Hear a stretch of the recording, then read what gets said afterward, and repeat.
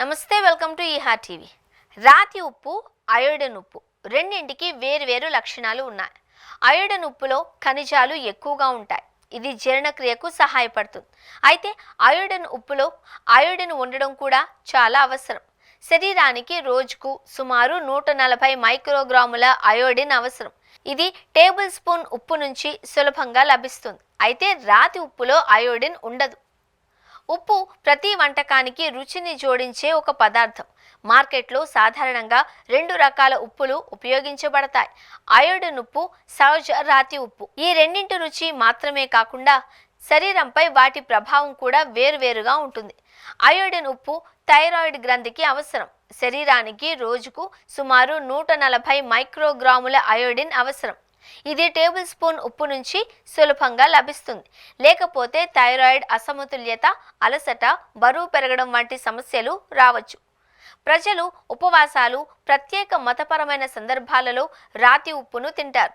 దీనికి ప్రధాన కారణం ఇది పూర్తిగా సహజమైనది. ఇది సముద్ర ఉప్పు కాదు, హిమాలయాల చట్టాల నుంచి తీసిన శుద్ధ ఖనిజ ఉప్పు. ఇందులో సోడియం తక్కువగా, ఖనిజాలు సమృద్ధిగా ఉంటాయి. రాతి ఉప్పు ఆరోగ్యకరమైన ఎంపిక అయినప్పటికీ దీనిని టేబుల్ ఉప్పుకు పూర్తి ప్రత్యామ్నాయంగా ఉపయోగించడం మంచి ఆలోచన కాదు. రాతి ఉప్పులో అయోడిన్ ఉండదు. దీనివల్ల అయోడిన్ లోపం వల్ల శరీరంలో తీవ్రమైన వ్యాధులు రావచ్చు. అందుకే ఆరోగ్య నిపుణులు రెండింటి సమతుల్యతను కాపాడమని సలహా ఇస్తారు.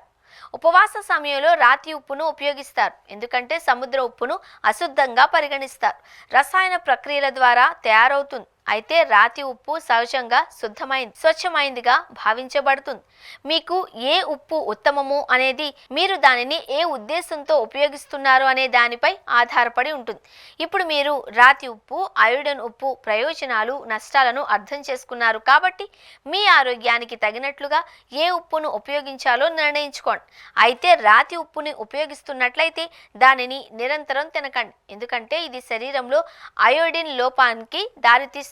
కాబట్టి పిల్లలు, ఆరోగ్యవంతులు అయోడిన్ ఉప్పునే తినాలి అని గుర్తుంచుకోండి.